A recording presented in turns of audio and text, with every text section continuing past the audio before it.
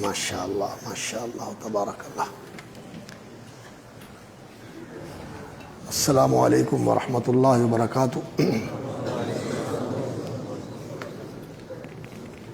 الحمد للہ رب العالمین، وصلی اللہ وسلم علی اشرف الانبیاء والمرسلین، محمد وعلی آلہ واصحابہ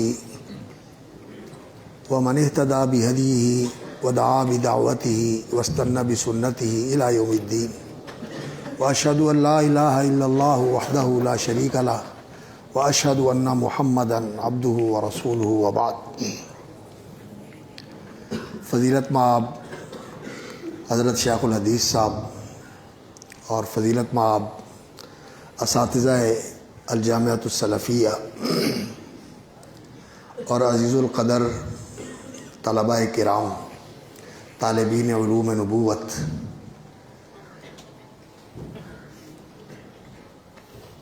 پہلی گزارش تو میں اپنے محترم بھائی مولانا ادریس سلفی صاحب سے عرض کروں گا کہ میرے لیے اس طرح کا لقب نہ استعمال کیا کریں۔ شیخ الحدیث صاحب بیٹھے ہوتے ہیں ماشاءاللہ، اور میں ایک طالب علم ہوں، ادنا طالب علم۔ میں کبھی بھی اپنے آپ کو ان القاب کا اہل نہیں سمجھتا اور پسند بھی نہیں کرتا کہ بڑے القاب دیے جائیں۔ بس آپ کا ایک ساتھی اور آپ کا ایک بھائی، آپ جیسا ایک طالب علم، آپ کے ساتھ کچھ باتیں اور کچھ دروس اور تجربے شیئر کرنے کے لیے آپ کی خدمت میں حاضر ہے۔ نہ کوئی علامگی ہے اور نہ کوئی مشیخت ہے، بس ادنا طالب علم ہے۔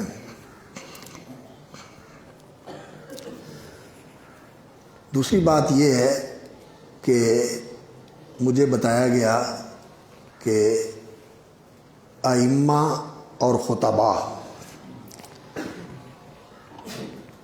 آج کے یہ طلباء جو یہاں زیر تعلیم اور زیر تربیت ہیں، تعلیم اور تربیت کا مرحلہ گزار رہے ہیں، یہ انشاءاللہ العزیز کل کے امام اور کل کے خطیب ہیں۔ تو ان کی توجیح اور ارشاد کے لیے، رہنمائی کے لیے، ذہن سازی کے لیے اور ان کی تربیت، ان کی ذہنی، فکری، شخصی تربیت کے لیے کہ یہ جو بہت بڑی ذمہ داری ہے جو اللہ رب العزت نے ان پر ڈالی ہے، اور انہوں نے اس ذمہ داری کو نبھانا ہے، اٹھانا ہے، پورا کرنا ہے، اس کے لیے مطلوبہ اہلیت، اوصاف اور اس کے لیے وہ لیاقت، استعداد اور قابلیت اپنے اندر پیدا کریں جو اس منصب کے لیے ضروری ہے۔ تو اس حوالے سے مختلف اہل علم کی گفتگو کا اہتمام کیا گیا ہے، اور یہ ہمارے فضیلت الشیخ مدیر التعلیم، ہمارے برادر مکرم شیخ یاسین ظفر صاحب حافظہ اللہ کا حسن ذوق اور ان کی یہ خوبی ہے کہ وہ ان چیزوں کے لیے فکر مند رہتے ہیں اور اس کی کوشش کرتے ہیں، اور بالخصوص اس معاملے میں ہمارے برادر گرامی اور عزیز مکرم مولانا محمد ادریس سلفی حافظہ اللہ، ان کا بہت زیادہ اس میں اشتراک اور تعاون حاصل ہوتا ہے کہ وہ اس طرح کے پروگراموں میں دلچسپی لیتے ہیں اور ان کا اہتمام، انتظام اور انعقاد کے لیے ماشاءاللہ خوب کوشش کرتے ہیں۔ عزیزان گرامی، امام اور خطیب، یہ جو امامت ہے اللہ رب العزت نے آپ لوگوں کو یہ جو امامت کا منصب عطا فرمایا ہے۔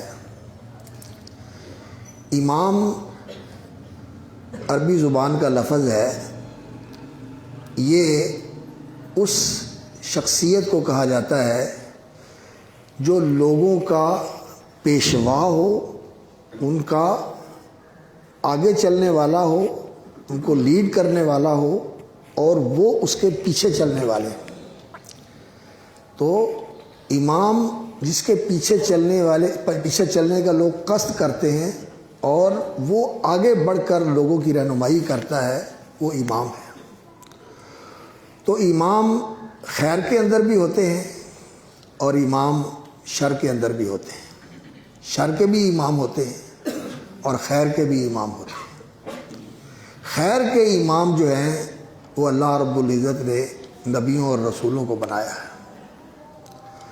اور یہ منصب اللہ رب العزت ان لوگوں کو عطا فرماتے ہیں جو خالص ہو جاتے ہیں، جانچ اور پرکھ میں جو پورے اترتے ہیں اور امتحانات سے گزر کر وہ زر خالص اور کندن بن جاتے ہیں۔ اللہ تعالیٰ ان کو دین کی امامت نصیب فرماتا ہے۔ آپ کے ذہن میں وہ آیت کریمہ آ رہی ہوگی، وَإِذِ ابْتَلَىٰ إِبْرَاهِيمَ رَبُّهُ بِكَلِمَاتٍ فَأَتَمَّهُنَّ قَالَ إِنِّي جَاعِلُكَ لِلنَّاسِ إِمَامًا۔ اب ابراہیم علیہ السلام کو اللہ رب العزت نے جو امامت عطا فرمائی، کوئی ان کو دنیا کی سلطنت عطا فرمائی تھی، حکومت تھی، جاگیریں تھیں، جائیدادیں تھیں؟ اللہ رب العزت نے ان کو دین کی امامت عطا فرمائی، انی جاعلک للناس اماما۔ اور یہ ایسا منصب اور ایسا مقام ہے کہ انہوں نے فوراً ہی اللہ رب العزت سے یہ سوال کیا اور درخواست کی کہ یا اللہ، یہ جو اعزاز تو مجھے نصیب کر رہا ہے، میری یہ التجا اور میری دعا ہے، وَمِن ذُرِّيَّتِي، یا اللہ یہ چیز میری نسل میں بھی، میری اولاد میں بھی باقی رکھنا، میری اولاد کو بھی یہ چیز نصیب ہو۔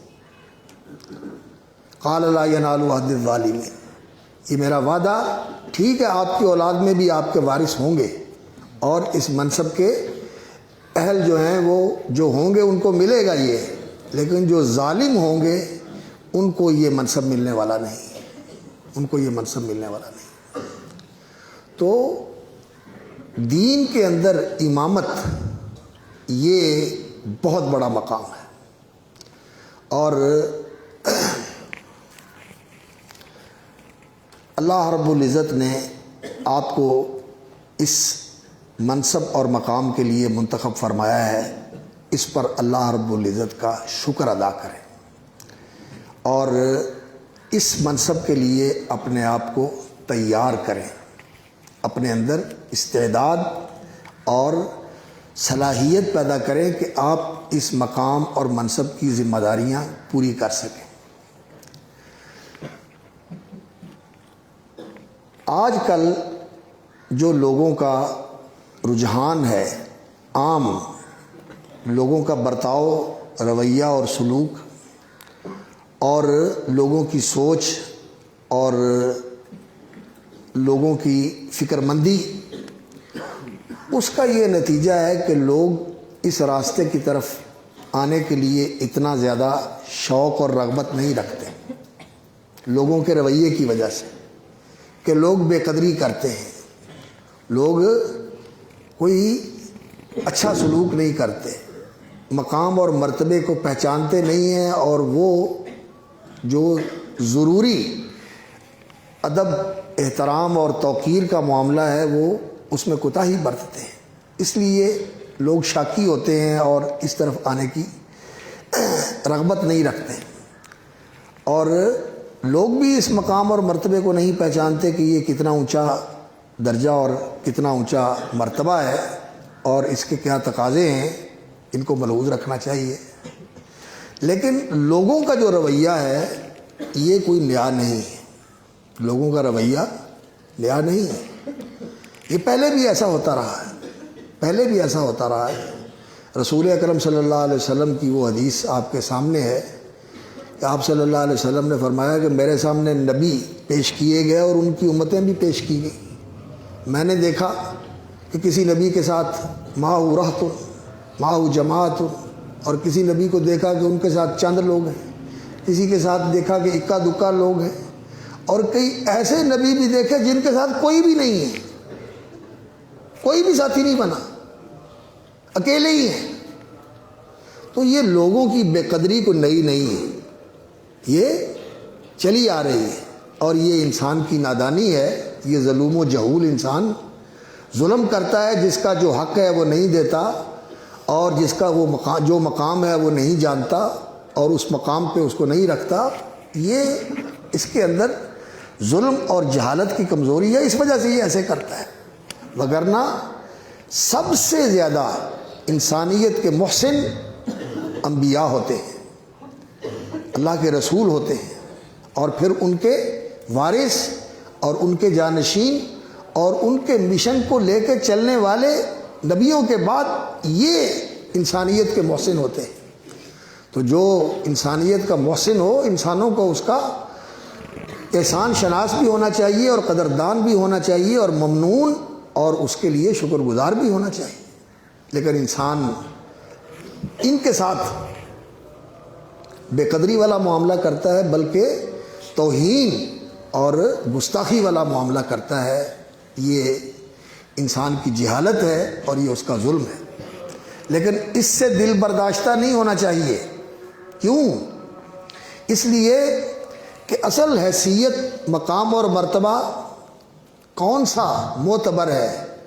جو حقیقت میں انسان کو حاصل ہو، یا صرف لوگوں کے اندر ہو، کبھی بدل جاتا ہے، کبھی زیادہ ہو جاتا ہے، کبھی کم ہو جاتا ہے، اور کبھی ایسی معمولی چیز کے اوپر ختم ہو جاتا ہے، اور اس مقام اور مرتبے کا جو آپ کو ان کے دلوں میں حاصل ہے، اس کا فائدہ بھی کوئی نہیں ہوتا انسان کو۔ اس کی کوئی حیثیت ہے جو لوگوں کے اندر انسان کی پذیرائی ہو، لوگ اس کے نعرے مارنے والے ہوں، اس کے آگے پیچھے بھاگنے والے ہوں، اور اس کا ذکر کرنے والے ہوں؟ اس کی کوئی حیثیت ہے زندگی کے اندر؟ انسان کے سارے مسئلے تو اس کی ذات کے ساتھ ہیں، اسی نے جھیلنے ہیں، اسی نے بھگتنے ہیں، اسی نے سارا کچھ کرنا ہے۔ یہ نعرے مارنے والے تو کوئی کام نہیں آتے انسان کے، کچھ بھی نہیں کرتے۔ آپ دیکھتے ہیں کہ وزیر اعظم ہوتا ہے، صدر ہوتا ہے، جرنیل ہوتا ہے، لیکن جب کرسی ختم ہوتی ہے تو وہ مشہور لطیفہ ہے کہ تحصیلدار جو تھا اس کی کتی مر گئی، اور سارے علاقے کے لوگ کتی کا افسوس کرنے کے لیے آئے، اور جب وہ ریٹائرڈ ہو گیا تو اس کی ماں مر گئی، کوئی جنازے کو کندھے دینے والا بھی کوئی نہیں تھا۔ یہ حقیقت ہے۔ تو ان چیزوں کی کوئی حیثیت نہیں ہوتی، اس لیے ان سے انسان پریشان نہ ہو۔ اصل چیز جو ہے وہ انسان کا مقام اور مرتبہ اللہ کے پاس ہو، جو اس کائنات کا خالق اور مالک ہے، اور جو اگر کوئی اس کا بن جائے اور وہ کسی کو اپنا بنا لے، تو پھر وہ جس طرح اس کو نوازتا ہے، اور جس طرح اس کو رفعت، عزت، کرامت، شرف اور فضیلت سے سرفراز اور ہمکنار فرماتا ہے، دنیا دیکھتی رہتی ہے، دنیا دیکھتی رہتی ہے کہ وہ لوگ، اللہ اکبر، جو معاشرے میں لوگوں کی نظر میں اراذل نابادی الرأی، بالکل نیچ اور ہیچ اور کمتر تھے، اللہ رب العزت نے ان کو کیا شان اور مرتبے عطا فرما دی۔ صہیب اور بلال کو کیا مقام ملا، اور خباب ابن ارت رضی اللہ تعالیٰ عنہ، اور اس طرح دوسرے صحابہ جنہوں نے مکے میں تعذیب کا سامنا کیا، اللہ رب العزت نے کیسے شان ان کو دیے۔ یہ تو دنیا کے اندر ہیں، اور ان کو اللہ تعالیٰ نے محبتیں کیسے دی۔ جب ہم ان کا نام لیتے ہیں تو محبت سے ان کا نام لیتے ہیں، اور دل ان کی محبت سے معمور ہوتے ہیں، اور جو ان کو آخرت میں ملنے والا ہے وہ دنیا دیکھے گی، وہ دنیا دیکھے گی۔ تو جو ان کے راستے کے اوپر ہیں، اللہ کے ہاں ان کا مقام اور مرتبہ ہے۔ تو اس لیے اس مقام پہ جو اللہ رب العزت نے آپ کا رکھا ہوا ہے، آپ کو خوش ہونا چاہیے، مطمئن ہونا چاہیے، اور اپنے آپ میں کسی احساس کمتری کے اندر مبتلا نہیں ہونا چاہیے۔ اپنے مقام اور مرتبے کو پہچانیے اور اس پر اللہ کا شکر ادا کیجیے۔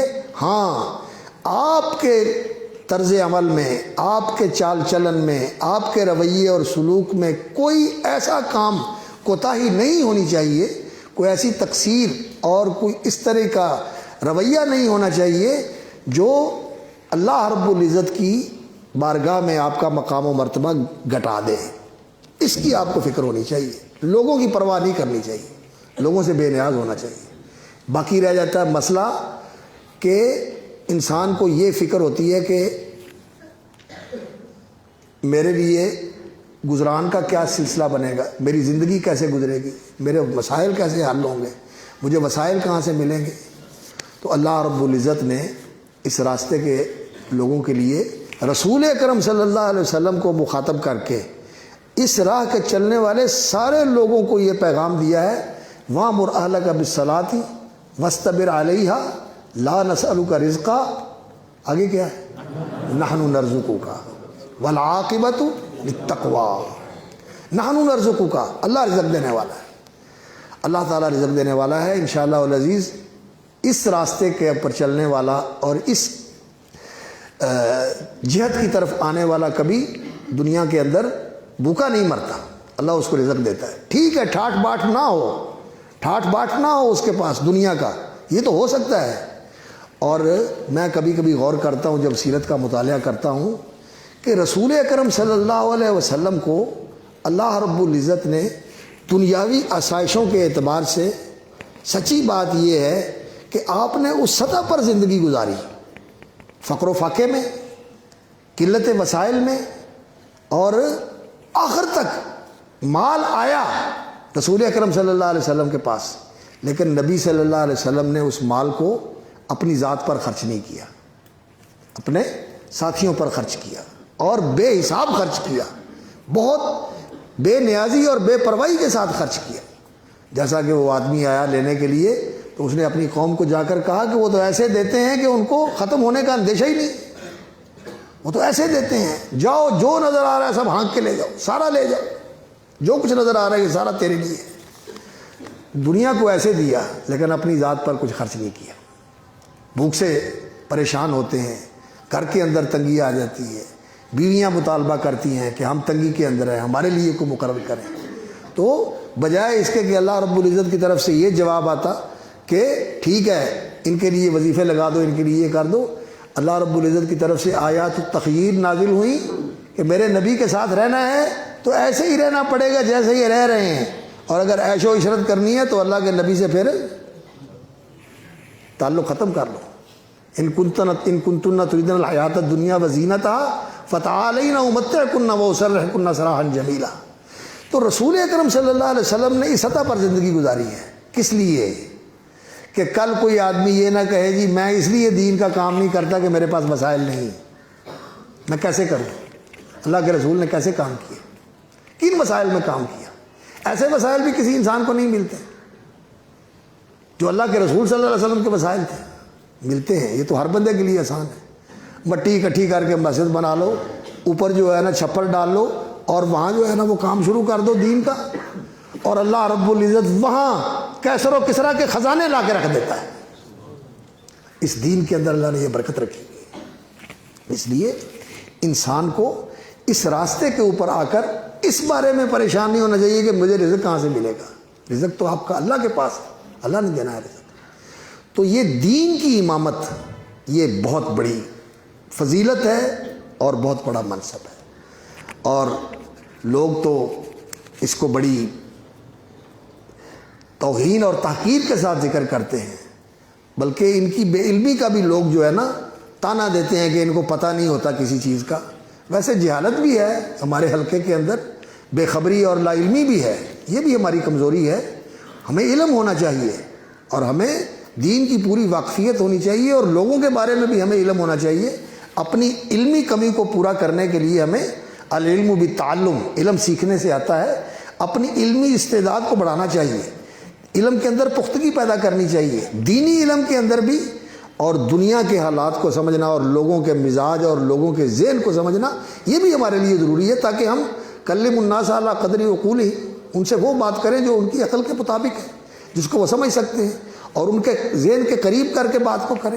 اللہ رب العزت نے قرآن مجید میں اور رسول اکرم صلی اللہ علیہ وسلم نے سنت کے اندر یہی طریقہ اختیار کیا ہے۔ تو ہمارے اندر علمی کمی بھی ہے، لیکن لوگ یہ کہتے ہیں اس کو کیا جانے یہ 2 رکعت کے امام، اقبال نے بھی یہ بات کہی ہے، لیکن یہ 2 رکعت کا امام ہے، یہ 2 رکعتیں پڑھانے والا، اس کا مقام کیا ہے؟ کبھی سوچیں آپ۔ اللہ اکبر، یہ جو لوگ آتے ہیں مسجد میں اللہ رب العزت کی بارگاہ میں حاضری کے لیے، اس کی بارگاہ عالی میں حاضری دینے کے لیے آتے ہیں، یہ جو امام ہے، نماز کا امام، یہ ان کی پیشوائی کرتا ہے، اس وفد کو لے کر اللہ کی بارگاہ میں کھڑا ہوتا ہے۔ وہ اللہ کی ملاقات کے لیے آئے ہیں، اللہ سے مناجات کرنے کے لیے آئے ہیں، اور یہ سب ان کا امام بن کر ان کے آگے کھڑا ہوتا ہے اور اللہ رب العزت کی بارگاہ میں اس وفد کو لے کے جانے والا ہوتا ہے۔ تو کوئی کسی وفد کو لے کر وزیر اعلیٰ سے ملنے جائے یا گورنر سے ملنے جائے یا صدر یا وزیر اعظم سے ملنے جائے یا آرمی چیف سے ملنے جائے تو وہ علاقے کا معزز ہوتا ہے، معتبر ہوتا ہے، اور جو اللہ کی بارگاہ میں آنے والوں کی قیادت کر کے آئے تو وہ کوئی معمولی شخص ہے، بہت بڑا مقام۔ اس لیے اگر اللہ تعالیٰ انسان کو موقع عطا فرمائے تو یہ نماز کی امامت جو ہے اس میں کوتاہی نہیں کرنی چاہیے، اس کو اعزاز سمجھنا چاہیے، اس کو اعزاز سمجھنا چاہیے، اعزاز سمجھنا چاہیے، اور اعزاز سمجھ کے اس کا اہتمام کرنا چاہیے۔ اور پھر یہ اللہ رب العزت کی ملاقات ہوتی ہے اور اللہ کے ساتھ مناجات ہوتی ہے، تو ملاقات شعوری ہونی چاہیے، یہ محسوس ملاقات، جیسے شیخ الحدیث صاحب کے ساتھ ہم مل لیتے ہیں، سلفی صاحب سے ہماری ملاقات ہو جاتی ہے، اساتذہ سے ملاقات ہو جاتی ہے، یہ حصی ملاقات تو اللہ کے ساتھ نہیں ہوتی ہے ہماری۔ اللہ رب العزت عرش کے اوپر ہے اور ہم زمین کے اوپر ہیں، اور اللہ رب العزت کو ہم دیکھ نہیں سکتے آنکھوں کے ساتھ، اور ہاتھوں کے ساتھ اللہ رب العزت کو لمس کر کے ہم محسوس نہیں کر سکتے، لیکن شعوری طور پر انسان کا جو شعور ہے، جو انسان کو اللہ رب العزت نے شعوری اور فکری صلاحیت عطا فرمائی ہے، اس کے ساتھ انسان جو ہے بڑے فاصلے طے کر لیتا ہے، بڑے فاصلے طے کر لیتا ہے، اور خاص طور پر جب اس کے اندر محبت کی آمیزش ہو، صرف عقل کی بات نہ ہو، یہ عقل اور فکر صرف عقل اور فکر کی حد تک نہ ہو کہ ریاضی کے اصولوں کے مطابق انسان جو ہے نا کسی چیز کو سمجھتا ہے کہ یہ ایسے ہے اور یہ ایسے ہے تو یہ ایسے ہے، صرف اس حد تک نہیں، بلکہ اس کے اندر محبت کی چاشنی شامل ہو گئی ہو، اور محبت جو ہے اس نے اس کو انسان کے اندر اس طرح اتار دیا ہو کہ انسان کے دل میں اللہ کی محبت ہو، والذین آمنوا اشد حبا للہ، تو پھر تو یہ کیفیت ہوتی ہے۔ وہ کہا تھا نا اقبال نے کہ عشق کی ایک جست نے طے کر دیا قصہ تمام، اس زمین و آسماں کو بے کرا سمجھا تھا۔ جب اللہ کی محبت اس دل میں ہوتی ہے اور اس محبت سے سرشار ہو کر انسان اللہ کی بارگاہ میں ہاتھ اٹھا کر اور اس کی کبریائی کا اعلان کر کے دست بستہ اس کے سامنے اقراری گناہ گار بن کے پیش ہوتا ہے کہ میں آ گیا ہوں بھاگا ہوا تیری بارگاہ میں، مجھے قبول کر دے، اور لوگ ہتھکڑیاں لا کے لے کے آتے ہیں، میں نے تو خود ہی ہتھکڑی لگا لی اپنے آپ کو، میں تیری بارگاہ میں کھڑا ہوں، میں کھڑا ہوا ہوں، میں جھکا ہوا ہوں، میں تیرے قدموں میں تیرے در پہ پڑا ہوا ہوں۔ اس شعور کے ساتھ انسان نماز پڑھے تو اس نماز کا انسان کے اوپر بھی اثر ہوتا ہے اور اس کے مقتدیوں کے اوپر بھی اثر ہوتا ہے۔ اس نماز کو پڑھنے کی ہمیں کوشش کرنی چاہیے، اور اس کے لیے اپنے آپ کو محنت کر کے تیار کرنا چاہیے کہ ہماری نماز شعوری نماز ہو، حضوری والی نماز ہو، شعور والی نماز ہو، خشوع والی نماز ہو۔ اس نماز کے اوپر محنت کرنی چاہیے، ٹائم کی پابندی، اتنے میں ختم کرنی ہے، ایسی قرات کرنی ہے، یہ چیزیں ٹھیک ہے، ضروری ہیں، ان کا بھی اہتمام کرنا چاہیے، لیکن نماز کی روح جو ہے وہ نماز کا خشوع ہے۔ اور حدیث میں آتا ہے کہ سب سے پہلے علم جو اٹھے گا لوگوں کے اندر سے وہ خشوع کا علم ہے۔ نماز پڑھنے والے بست بھری ہوگی لیکن ان میں خشوع والی نماز پڑھنے والا کوئی نہیں ہوگا۔ الذین ھم فی صلاتہم خاشعون، اپنی نمازوں پہ محنت کرو، خشوع والی نماز پڑھنے کی کوشش کرو، اور اس خشوع کے لیے اللہ سے مانگو بھی، اور اس کے لیے محنت بھی کرو، حدیثیں پڑھو، قرآن پڑھو، اور ان لوگوں کے پاس بیٹھو، ان سے نماز سیکھو جو اس طرح نماز پڑھنے والے ہیں کہ نماز پڑھنے کا طریقہ بتائیں، اس طرح نماز پڑھیں۔ اور اس کے لیے بہترین جو طریقہ ہے وہ پچھلے وقت کی نماز ہے، رات کے پچھلے وقت کی نماز ہے۔ ان ناشئۃ اللیل ہی اشد وطئا واقوم قیلا ان لک فی النہار سبحا طویلا۔ وہ نماز جو ہے وہ انسان کو سیدھا کر دیتی ہے، وہ انسان کے کس بل نکال دیتی ہے، اور انسان کے اندر یہ جو چیزیں ہیں ان کو کچل کے رکھ دیتی ہے۔ اس نماز کا منہاتن عن الاسم شرف ان قیام اللیل شرف للمومن ومنہاتن عن الاسم ومطردۃ للداعی عن الجسد. بیماریوں کا بھی علاج ہوتا ہے، عزت و شرف میں بھی اضافہ ہوتا ہے، اور انسان کو گناہوں سے بھی بچانے والی ہے یہ نماز. اس کا اہتمام کیا کریں. تو شعوری طور پر نماز پڑھیں، آپ کے مقتدیوں پر بھی اس کا اثر ہوگا. تو اس امامت کا اہتمام کریں، ایسے امام بنیں. صرف قرات کے اوپر محنت کر لینا، وقت کی پابندی کر لینا اور دوسری چیزوں کا خیال کر لینا، یہ ظاہری چیزیں ہیں. ظاہر کے تحسین کے ساتھ باطن کی تحسین کی بھی انسان کو کوشش کرنی چاہیے. اور دین کی امامت کے اندر جو چیز بہت ہی زیادہ ضروری ہے، اللہ رب العزت نے قرآن مجید میں اس کا ذکر فرمایا ہے، وَجَعَلْنَاهُمْ أَئِمَّةً يَهْدُونَ بِأَمْرِنَا لَمَّا صَبَرُوا وَكَانُوا بِآيَاتِنَا يُوقِنُونَ. صبر اور یقین. دین کی امامت صبر اور یقین سے ملتی ہے. صبر تین پہلو ہیں اس کے. ایک عوامر پر صبر کہ ان کی پابندی اور التزام کرنا ہے، ایک نواہی سے صبر محرمات سے کہ ان سے اجتناب کرنا ہے، اور ایک مشکلات پر صبر، راستے کی مشکلات کو تحمل کے ساتھ، عزیمت اور پختگی کے ساتھ، خوش دلی کے ساتھ برداشت کرنا ہے کہ یہ راستہ آسان نہیں ہے، یہ پھولوں کی سیج نہیں ہے، یہ کانٹوں بھرا راستہ ہے، اس میں مشکلیں ہیں. ام حسبتم ان تدخلوا الجنة ولما يأتكم مثل الذين خلوا من قبلكم مستهم الباساء والضراء وزلزلوا احسب الناس ان يتركوا ان يقولوا آمنا وهم لا يفتنون ولقد فتنا الذين من قبلهم فليعلمن الله الذين صدقوا وليعلمن الكاذبين. یہ مشکلات، یہ گھاٹیاں، یہ پریشانیاں، یہ انسان کو نکھارنے کے لیے ہوتی ہے. نکھار کیا ہوتا ہے کہ انسان کا ان چیزوں کے اندر جو ہے نا اتنا لگاؤ اور اس کی طرف اتنا دھیان اور اتنی توجہ ہو جاتی ہے کہ انسان ان میں رجھ جاتا ہے، ان پر انسان ان میں اس طرح پھنس جاتا ہے، منہمک ہو جاتا ہے کہ ادھر دھیان نہیں رہتا. تو پھر ادھر سے کوئی چیز جو ہے وہ رکاوٹ کھڑی کر دی جاتی ہے، کوئی چیز چھین لی جاتی ہے، کوئی پیچھے ہٹ جاتا ہے، کوئی ساتھی مخالف ہو جاتا ہے، کوئی تعریف کرنے والا الزام لگا دیتا ہے. اس طرح کی چیزیں آتی ہیں تاکہ بندہ ادھر متوجہ ہو. یہ بندے کو نکھارنے کے لیے ہوتی ہے، یہ تو چلتی ہے تجھے اونچا اڑانے کے لیے. تو اس لیے ان چیزوں سے بندہ پریشان نہ ہو. مشکلات پر صبر، محرمات سے صبر، عوامر کے اوپر صبر. اور اصل چیز جو ہے وہ ہے بما صبروا وکانوا بآیاتنا یوقنون. دین کی حقیقتوں کے اوپر انسان کا ایسا یقین ہو، اللہ کے وعدے سچے، اللہ کے رسول صلی اللہ علیہ وسلم کے وعدے اور خبریں سچی، اور دین کے اندر جو حقائق بیان کیے گئے ہیں یہ کبھی غلط نہیں ہو سکتے اور کبھی نہیں یہ بدل سکتے. یہ پکی باتیں ہیں، یہ اٹل ہے، یہ قطعی اور یقینی چیزیں ہیں. اس چیز کا یقین انسان کے اندر ایسے ہو جیسے اس بات کا یقین ہے کہ میں موجود ہوں، اور اس بات کا یقین ہے کہ اس وقت دن چڑھا ہوا ہے اور ہم یہاں بیٹھے ہوئے ہیں. اس طرح اس کا یقین انسان کے اندر ہو.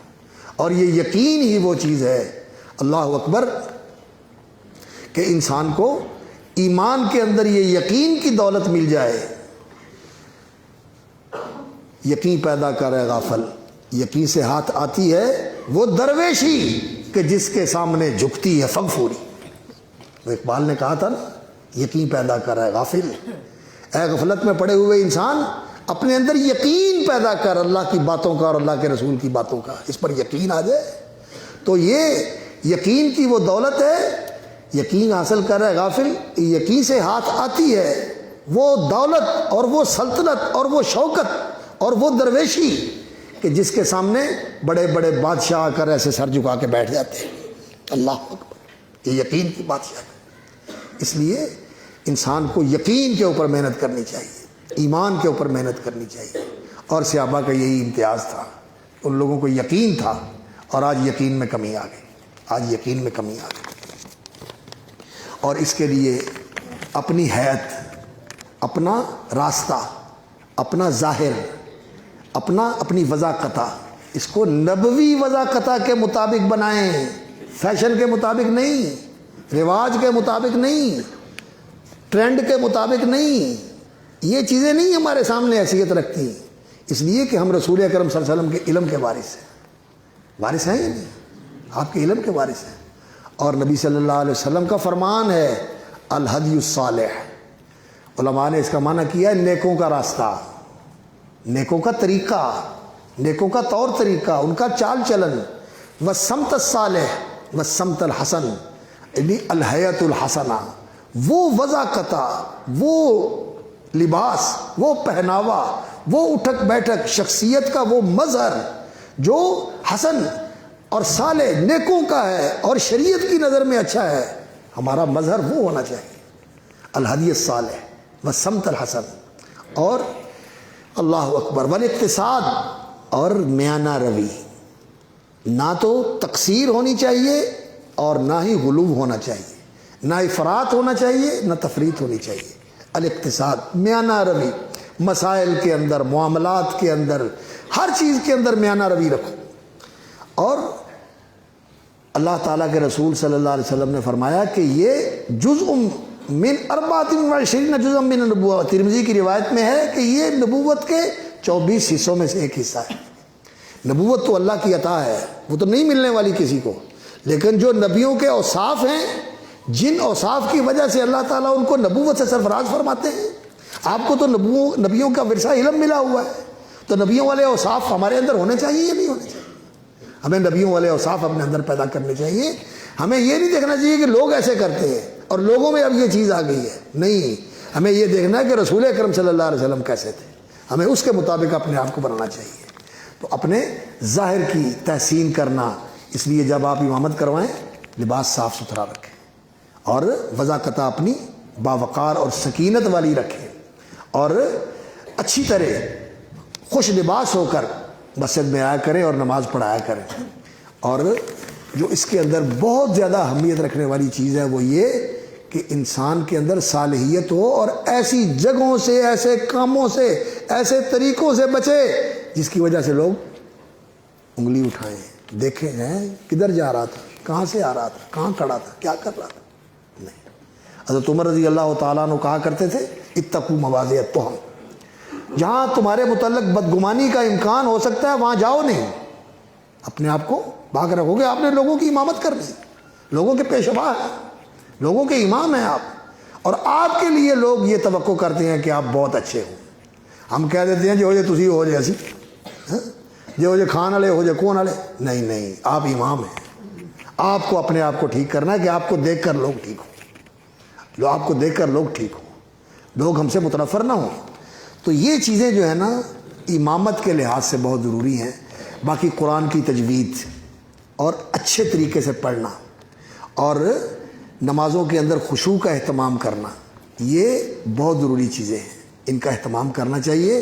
لیکن اس کے ساتھ سنت کے مطابق نماز اور نماز کی روح اور نماز کی جو حقیقت ہے وہ شعوری اور شعور والی اور حضور والی نماز پڑھنا، خشوع والی نماز پڑھنا، اس کا انسان کو اہتمام کرنا چاہیے۔ اور اب میں بات کرتا ہوں، تھوڑی سی گنجائش ہے؟ اچھا، اللہ اکبر۔ خطیب، خطابت، امامت کے ساتھ اللہ کے رسول صلی اللہ علیہ وسلم کی نیابت میں آپ کو ایک تو مصلی ملا ہے، اور دوسرا آپ صلی اللہ علیہ وسلم کی نیابت میں آپ کو ممبر اور مسند درس ملا، درس دینا اور خطاب کرنا، پبلک کو خطاب کرنا یہ خطابت ہے، اور مسند پہ بیٹھ کے لوگوں کو دین کی تعلیم دینا یہ تعلیم ہے۔ رسول اکرم صلی اللہ علیہ وسلم داعی بھی تھے اور آپ صلی اللہ علیہ وسلم معلم بھی تھے، تو معلم اور داعی اس کی یہ ذمہ داری ہے کہ وہ یہ جانے کہ یہ دعوت کا کام جو ہے یہ اللہ رب العزت نے وہ کام ہے جو اپنی ذات عالی کی طرف منسوب فرمایا ہے۔ واللہ یدعو الی الجنۃ والمغفرۃ باذنہ، واللہ یدعو الی دار السلام، اللہ رب العزت نے دعوت کے عمل کو اپنی طرف منسوب فرمایا ہے، تو اللہ رب العزت کا یہ عمل ہے دعوت۔ اللہ داعی الی الجنہ ہے، اللہ داعی الی دار السلام ہے، اور اللہ رب العزت نے نبیوں کو اس دعوت کے کام پر مامور فرمایا ہے۔ انا ارسلناک شاہدا و مبشرا و نذیرا وداعیا الی اللہ باذنہ وسراجا منیرا۔ رسول اکرم صلی اللہ علیہ وسلم اللہ کے مقرر کردہ داعی تھے، اللہ نے آپ کو یہ کام دیا تھا، اور دعوت جو ہے وہ خطاب کے ساتھ ہوتی ہے، لوگوں کو ایڈریس کرنا، لوگوں کو خطاب کرنا، ان سے بات کرنا، ان کے سامنے کسی حقیقت کو رکھنا اور اس کو ماننے کے لیے انہیں تیار کرنا۔ اور رسول اکرم صلی اللہ علیہ وسلم کی یہ نیابت ہے، قل ھذہ سبیلی ادعو الی اللہ علی بصیرۃ انا ومن اتبعنی، میں بھی ادعو الی اللہ علی بصیرۃ۔ بصیرت کے دو معنی کرتے ہیں علماء، ایک علم اور دوسرا یقین، یعنی علم و یقین کے ساتھ دعوت۔ یہ دعوت اوپر اوپر سے نہیں ہونی چاہیے، زبانی دعوت نہیں، بلکہ یہ بات دل کے اندر سے نکلنی چاہیے کہ جو میں لوگوں کو بتا رہا ہوں میرا اس کے اوپر یقین ہے۔ اور اگر انسان کا اس کے اوپر یقین ہو اور انسان کا اس کے اوپر پوری طرح پختگی کے ساتھ وثوق ہو کہ میں اس کو پختگی کے ساتھ مانتا ہوں، تو پھر انسان کے ہاں اس کی قدر و قیمت بھی ہوتی ہے، انسان اس پر عمل بھی کرتا ہے۔ تو یہ بصیرت کے اندر یقین بھی آتا ہے اور اس کے اندر علم و معرفت بھی آتی ہے۔ ادعو الی اللہ علی بصیرۃ انا ومن اتبعنی، میرے پیروکاروں کا بھی یہی راستہ ہے۔ اور خاص طور پر جو رسول اکرم صلی اللہ علیہ وسلم کے علم کے وارث ہیں، وہ آپ صلی اللہ علیہ وسلم کے اس دعوت کے مشن کے بھی وارث ہیں اور تعلیم کے مشن کے بھی وارث ہیں، ان کو یہ کام کرنا ہے۔ اور دعوت کس چیز کی ہونی چاہیے؟ دعوت اللہ کی عبادت کی ہونی چاہیے، اور دعوت اللہ کے تقوی کی ہونی چاہیے، اور دعوت دین کی ہونی چاہیے۔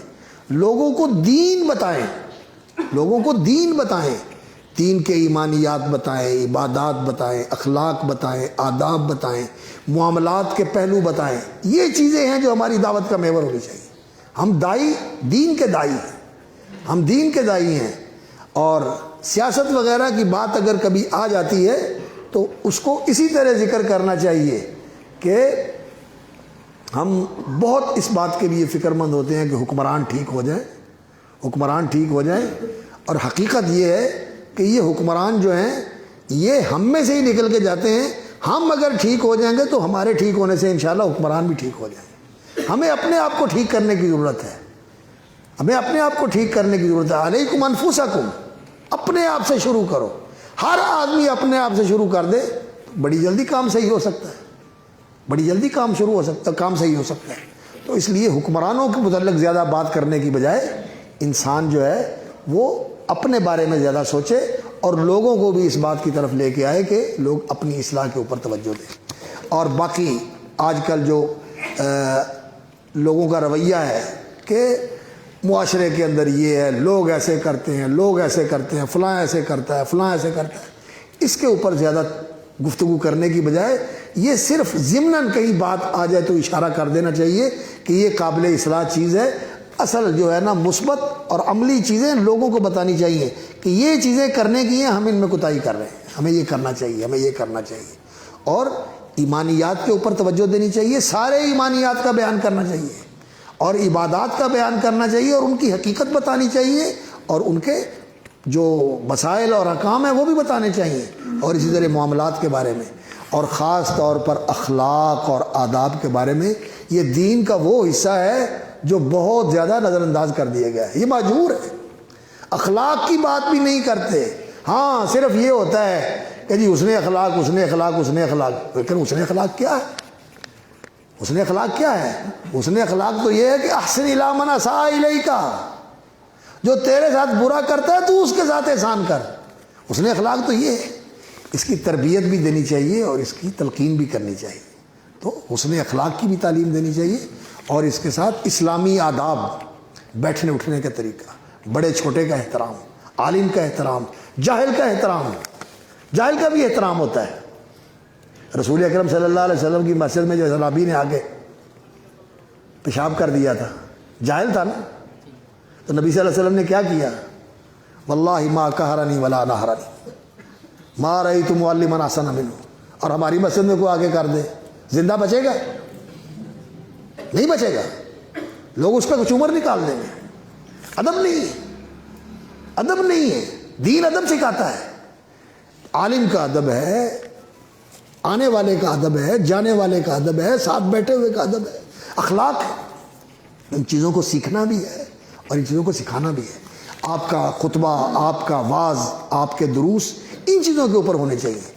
وہ گھسے پٹے اور لگے بندے مضمون جو چلے ہوئے ہیں اور ان کی کیسٹیں چلتی ہیں، ادھر سے سنی ادھر سنا دی، ادھر سے سنی ادھر سنا دی، اور لوگوں کو ایسے ایسے کر کے جو ہے نا سبحان اللہ پہ لگا دیا اور نعروں پہ لگا دیا. یہ کوئی کام نہیں ہے. لوگوں کے اندر دین کا علم اور فہم پیدا کریں اور ان کے اندر اللہ کا خوف اور خشیت پیدا کریں، ان کے دلوں میں اللہ اور رسول کی محبت پیدا کریں، ان کے اندر آخرت کی فکر پیدا کریں.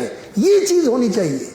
یہ دعوت اللہ جو ہے یہ الدین النصیحہ، نبیوں کا اعلان کیا تھا، وَأَنَا لَكُمْ نَاصِحٌ أَمِينٌ وَأَنصَحُ لَكُمْ وَنَصَحْتُ لَكُمْ.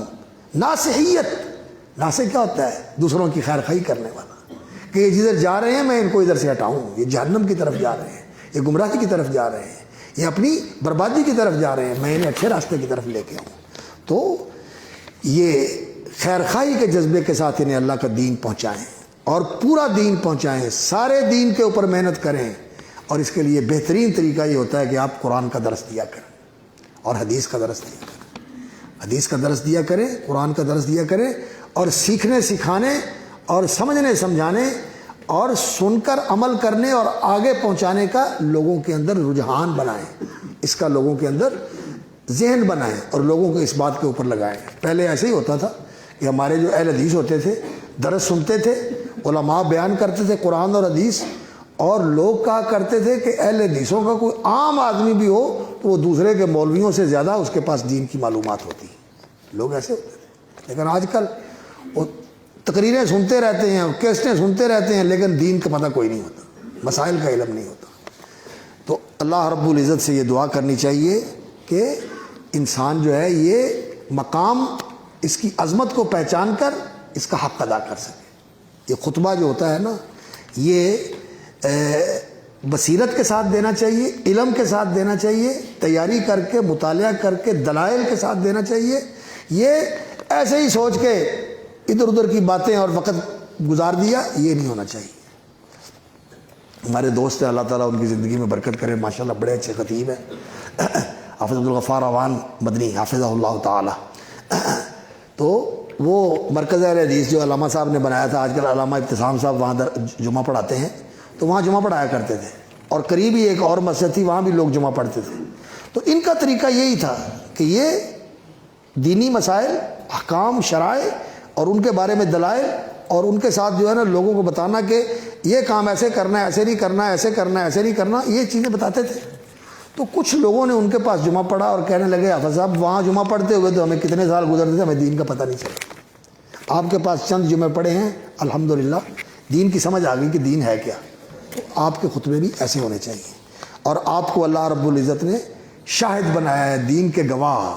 اور یہ شہادت زبان کے ساتھ بھی دینی ہے، عمل کے ساتھ بھی دینی ہے، عمل کے ساتھ بھی دینی ہے. صرف زبانی شہادت نہیں، عملی شہادت بھی ہونی چاہیے کہ جو آپ کہتے ہیں وہ کریں بھی، جس کی طرف بلاتے ہیں اس کی طرف خود بھی آئیں. ایسا نہیں ہونا چاہیے اتامرون الناس بالبر وتنسون انفسکم، کہ انسان لوگوں کو تو بتائے اور خود بھول جائے اپنے آپ کو. ایسا نہیں ہونا چاہیے. لا یکون احدکم مثل السراج، حدیث میں آتا ہے کہ انسان کو دیے جیسا نہیں ہونا چاہیے جو خود جل رہا ہے اور لوگ روشنی حاصل کر رہے ہیں. لوگ تو اس کی روشنی سے مستفید ہو رہے ہیں اور یہ جل رہا ہے. ہماری وجہ سے لوگ جو ہیں وہ جنت میں چلے جائیں اور ہم بدعملی کی وجہ سے اور مخالفت کی وجہ سے نعوذ باللہ، اللہ تعالیٰ محفوظ رکھے، جہنم کی طرف چلے جائیں. ایسا نہیں ہونا چاہیے. بلکہ جو قول کی دعوت ہے، عمل کی دعوت اس سے زیادہ مؤثر ہوتی ہے. یہ بہت سارے لوگوں نے کہا ہے کہ قول کی بنسبت عمل جو ہے یہ زیادہ مؤثر ہوتا ہے. اس لیے عمل کے ساتھ بھی انسان کو داعی بننا چاہیے اور حق کی شہادت دینی چاہیے، اور اس کے لیے اپنے آپ کو تیار کرنا چاہیے. اعداد اور استعداد. اب بھی آپ علم پڑھ رہے ہیں، لیکن یہ تعلم جو ہے یہ یہاں سے فراغت کے بعد ختم نہیں ہونا چاہیے، یہ تعلم جاری رہنا چاہیے. اور دین کی فقہ ہونی چاہیے. فقہ کا مطلب کیا ہوتا ہے؟ گہرا علم، اور جو مسئلہ ہے اس کے مقام اور مرتبے کا پتہ ہو کہ پہلے کیا ہے، پیچھے کیا ہے، اور اس کا درجہ اور مقام کیا ہے. ہوتا کیا ہے، ایک چیز کا درجہ ہوتا ہے مستحب کا، اور اس مستحب کو منوانے کے لیے ہم محرمات کا ارتکاب کر لیتے ہیں. فقہ نہیں. دین کی فقہ نہیں. ایسا نہیں ہونا چاہیے انسان کو. اسی لیے تو لوگ کہتے ہیں حجر اسود کو بوسہ دینا جو ہے یہ ایک مسنون عمل ہے، لیکن اس کے لیے لوگوں کو دھکے مارنا اور لوگوں کو ایسے ایسے کر کے گرا دینا اور آگے جا کے حجر اسود کو بوسہ دینا، یہ کوئی نیکی رہ جائے گی؟ یہ کوئی نیکی رہ جائے گی؟ نہیں، ایسا کام نہیں کرنا چاہیے. اسی طرح میں بات کرنے لگا ہوں، اللہ مجھے معاف کرے، یہ ہم جو ایسے پروگرام کرتے ہیں کہ سڑکیں بند کر دیتے ہیں، راستے بند کر دیتے ہیں اور اس کو اپنی قوت کا اظہار سمجھتے ہیں کہ ہم نے سڑکیں بلاک کی ہوئی ہیں. حالانکہ مسلمانوں کو راستے میں اذیت دینا ٹھیک نہیں ہے. ہمیں چاہیے کہ ایسی جگہ پر جلسہ کریں، ایسی جگہ پہ کام کریں جہاں لوگوں کے لیے اذیت کا باعث نہ ہو، لوگوں کے لیے اذیت کا باعث نہ ہو. ہمیں دین کی اولویات اور اولیات کا پتہ ہونا چاہیے اور اس کا اہتمام کرنا چاہیے. ایسا رویہ رکھنا چاہیے جس سے لوگ دین سے دور نہ ہوں اور اپنے مطالعہ کے اندر توسع پیدا کریں. دینی مطالعہ بھی کریں، دنیا کی خبر بھی رکھیں، دنیا سے بھی باخبر رہیں. یہ نہیں کہ مجھے پتہ ہی نہ ہو کہ دنیا میں کیا ہو رہا ہے. نہیں، دنیا کی بھی خبر ہونی چاہیے کہ دنیا کیا کر رہی ہے.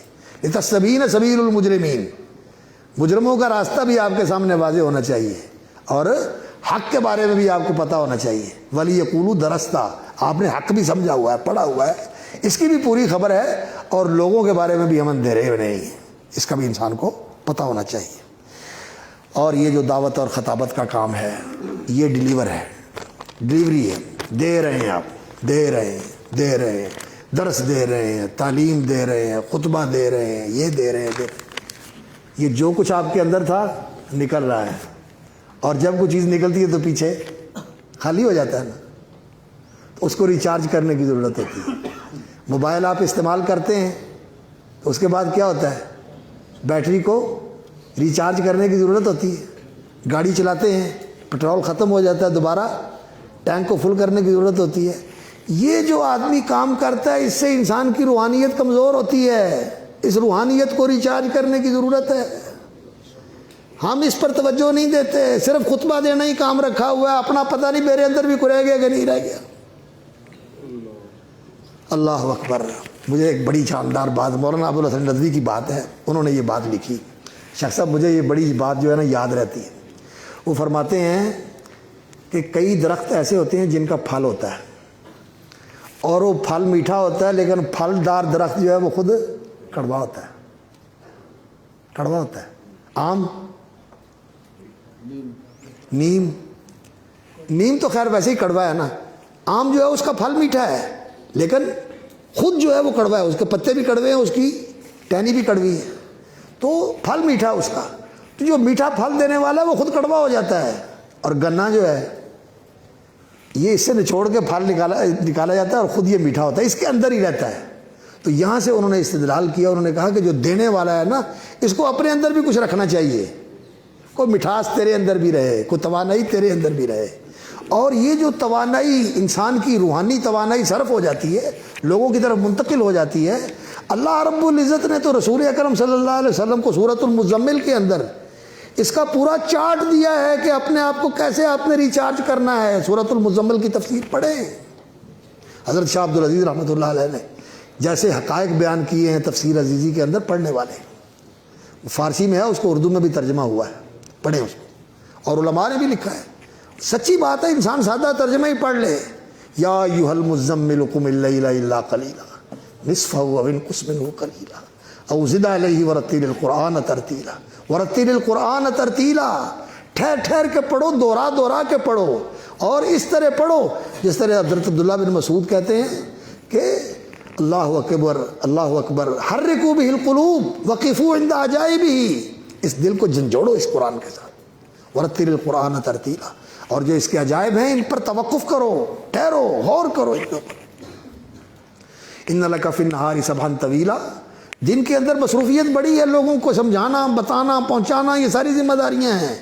تو ان ذمہ داریوں کے اندر انسان پھر روحانی طور پر اس کی ضرورت ہوتی ہے کہ اس کی مینٹیننس کی جائے، اس کو جو کچھ صرف ہوا ہے پھر دوبارہ بحال کیا جائے. اس کے لیے یہ ہے ان لک فی النہار سبحا طویلا واذکر اسم ربک وتبتل الیہ تبتیلا. اللہ رب العزت کا ذکر کرو اور جس وقت ذکر کرو پھر سبحان اللہ سبحان اللہ سبحان اللہ سبحان اللہ سبحان اللہ. ہاں کدھر گیا تمہیں آیا تھکی ہوا ہے یہاں سبحان اللہ سبحان اللہ. یہ کچھ ذکر وتبتل الیہ تبتیلا. ذکر کو ایسے کرنا چاہیے کہ پھر کسی اور کی طرف دھیان نہ ہو، پھر صرف وہ اور میں بس. ویسے اس طرح کا ذکر بھی بے حاصل نہیں ہے، اس کا بھی فائدہ ہے، اس کے بھی اثرات ہوتے ہیں. کسی مجلس میں ذکر کیا جائے اور ایسے بھی کوئی آدمی ذکر کر لے، میں اس کی نفی نہیں کرتا، اس کی بھی برکت ہے. ایسی مجلس میں ذکر کر لینا اور اس طرح اور چیزوں میں مشغول ہونا اور پھر بھی ذکر کر لینا، یہ بھی برکت رکھتا ہے. لیکن جو ذکر انسان کے اندر کو دھو دیتا ہے اور اس کو بالکل فل چارج کر دیتا ہے، وہ ایسا ذکر ہے ذکر اللہ خالیا ففاضت عینہ. ایسا ذکر اللہ کا نام لیا اور انسان کی آنکھیں بہہ پڑے، انسان کی آنکھیں چھلک پڑے، انسان کا دل پگھل جائے. ایسا ذکر انسان کرے اللہ رب العزت کا، تو اس ذکر کے اثرات ہوتے ہیں، اس کی برکات ہوتی ہیں. تو اپنی روحانی چارجنگ کے لیے بھی انسان کو کوشش کرتے رہنا چاہیے، یہ بھی بہت ضروری ہے. اور اس کا ہمارے حلقے میں فقدان بہت زیادہ ہو گیا. مجھے وہ حدیث جب میں پڑھتا ہوں تو کانپ جاتا ہوں کہ رسول اکرم صلی اللہ علیہ وسلم نے فرمایا اکثر منافقی امتی قراء. میری امت کے کھوٹے اور جھوٹے منافق قراء ہوں گے. ہم سمجھتے ہیں قاری صرف یہ فنکاریاں کرنے والے ہیں، نہیں. صحابہ کے زمانے میں علماء کو بھی قراء کہا جاتا تھا. قراء کون تھے؟ علماء، قرآن پڑھنے والے، دین پڑھنے والے. اکثر منافقی امتی بڑی خطرناک بات ہے. اس لیے ہمیں اپنی بہت زیادہ فکر کرنی چاہیے کہ ہماری روحانیت کمزور نہ ہو، ہماری روحانیت کی چارجنگ ہوتی رہے. اور اس کے لیے ذکر، نوافل کا اہتمام اور اللہ اکبر اپنے آپ کا محاسبہ کرتے رہنا، جائزہ لیتے رہنا اور اپنی کمیوں کی اور کوتاہیوں کی تلافی کرتے رہنا، اللہ سے توبہ اور استغفار کرتے رہنا. اور دوسری بات یہ ہے کہ یہ راستہ آسان راستہ نہیں. اپنے ساتھ مجاہدہ، لوگوں کے ساتھ مجاہدہ، لوگوں کے ساتھ معاملہ، اور اس میں مختلف لوگوں کے رویے، کوئی نرم، کوئی گرم، کوئی بلکہ اکثر اذیت رسانی والے. تو ان رویوں کے اوپر صبر اور عزیمت، لگے رہنا ہے. یہ راستہ نہیں چھوڑنا، یہ راستہ نہیں چھوڑنا. اللہ کے رسول صلی اللہ علیہ وسلم کا جب وہ دور آیا کہ جب مکے والے سارے اکٹھے ہو کے ابو طالب کے پاس آ گئے اور کہا کہ آپ پیچھے ہٹ جائیں، ہم آپ کو عرب کا بہترین جو آپ بھی ہاتھ رکھیں وہ آپ کو بیٹا بنا کے دے دیتے ہیں، یہ تو ہمارے حوالے کر دیں. ابو طالب نے کہا کہ بڑی اچھی بات ہے، تواڈے نوں پالاں تے اپنا تواڈے ہاتھ دے دیں، تواڈا لے کے میں دی پرورش کراں تے اپنا تواڈے ہاتھ پھڑا دیں بھی تسی ادا. لا حول ولا قوت، کیسی بات کرتے ہو، عقل کی بات کرتے. تو کہنے لگے پھر ہم جو ہے نا سارے تیرے خلاف اکٹھے ہو جائیں گے. ابو طالب گھبرا گئے. نبی صلی اللہ علیہ وسلم کو کہنے لگے بیٹا مجھ سے یہ برداشت نہیں ہوتا میں سارے عرب کی دشمنی مول لے لوں، تو میں تو یہ اب برداشت نہیں کر سکتا کہ میں تیرا دفاع کر سکوں، تو کوئی نرمی کر لے. تو اللہ کے نبی صلی اللہ علیہ وسلم نے کیا فرمایا؟ فرمایا چچا آپ بھی پیچھے ہٹ جائیں، میں اکیلا رہ گیا، میں اکیلا ہی کروں گا. یہ راستہ چھوڑنے والا نہیں، یہ کام چھوڑنے والا نہیں ہے، یہ کام میں نے کرنا ہے. حتیٰ تنفردہ سالفتی، یہ جو میری گردن ہے یہ اکیلی رہ جائے تو میں اکیلا ہی کروں گا. یہ کام ایسا ہے، کوئی بھی ساتھی نہ ہو، ہم نے یہ کام کرنا ہے. کچھ بھی نہ ملے ہم نے تب بھی یہ کام کرنا ہے. اس عزم کے ساتھ انسان اس کام کے اوپر لگے. فاصبر کما صبر اولو العزم من الرسل واصبر وما صبرک الا باللہ. اور واعبد ربک حتی یاتیک الیقین. اور لوگوں کے ساتھ نرمی، دین کو آسان بنا کے پیش کرنا. الرفق واللین، انسان کے اپنے اندر بھی نرمی ہونی چاہیے. ملنا آسان ہو، پوچھنا آسان ہو، بات کرنی آسان ہو، اس کا نرم پہلو ہونا چاہیے. لین فبما رحمت من اللہ لنت لہم. کوئی عورت پھڑ کے کھڑی ہو جاتی ہے، اللہ کے رسول کو پکڑ کے کھڑی ہو جاتی ہے، یا رسول اللہ مجھے بتائیں، یا رسول اللہ میری بکری کا دودھ دو دیں. اللہ اکبر، سرور دو عالم. وہ کہتی ہے میری بکری کا دودھ دو دیں، اس کے لیے بھی چلے جاتے ہیں. لین، عالم کو لین ہونا چاہیے. المومن حین لین، اور المومنون احسن المومنین احسنهم اخلاقا والموطؤون اکنافا. اس کا پہلو موطا ہو، جو بھی آئے اس کے لیے جگہ ہے، گنجائش ہے۔ الرفق واللین، اور لوگوں کے ساتھ تلطف، نرمی اور لطف کے ساتھ معاملہ کرنا، بولنے میں، برتاؤ میں، معاملات میں نرمی اختیار کرنا، یہ بہت بڑی چیز ہے۔ اور اس سے اللہ وہ کامیابیاں دیتا ہے، دھتکارنے سے، پھٹکارنے سے اور الکارنے سے یہ چیزیں نہیں ملتی، ان چیزوں سے یہ چیزیں ملتی ہیں۔ اور سب سے آخری چیز، لوگوں سے اور دنیا سے انسان غرض کوئی نہ رکھے، اس کی توجہ صرف اللہ کی طرف جانی چاہیے کہ میں اللہ سے لیتا ہوں، اللہ مجھے دے۔ اجریہ علی اللہ، ان اجریہ الا علی اللہ، لا اسألکم علیہ اجرا لا اسألکم علیہ مالا، کوئی چیز تم سے مجھے مطلوب نہیں ہے، اللہ رب العزت سے مانگے، اور جس وقت بھی کوئی ضرورت پیش آ جائے تو اللہ رب العزت سے چمٹ کے مانگے، اور اللہ کے سامنے جھولی پھیلا دے۔ اور جس وقت وہ کہتا ہے کوئی لینے والا، اس وقت لینے والے سو رہے ہوتے ہیں اور دینے والا اعلان کر رہا ہوتا ہے، اس وقت انسان اٹھ کے مانگنے کی کوشش کرے تو انشاءاللہ العزیز انسان کی جھولی بھر جاتی ہے، اور اللہ تعالیٰ دیتا ہے، اور اللہ تعالیٰ ایسا دیتا ہے کہ انسان کو نہال کر کے رکھ دیتے ہیں۔ تو اللہ تعالیٰ ہمیں توفیق عطا فرمائے کہ ہم اس مقام اور مرتبے کو بھی سمجھیں اور اس کی ذمہ داریوں کو بھی سمجھیں، اور اللہ تعالیٰ پورا کرنے کی بھی توفیق عطا فرمائے، اور اللہ رب العزت ہمیں صدق و اخلاص کے ساتھ اس راستے میں چلنے کی اور استقامت کے ساتھ یہ کام کرنے کی توفیق بھی عطا فرمائے، اور اللہ قبول فرما لے، اور اللہ اسی راہ پہ زندہ رکھے اور اسی راستے پہ موت دے۔ وآخر دعوانا الحمدللہ رب العالمین۔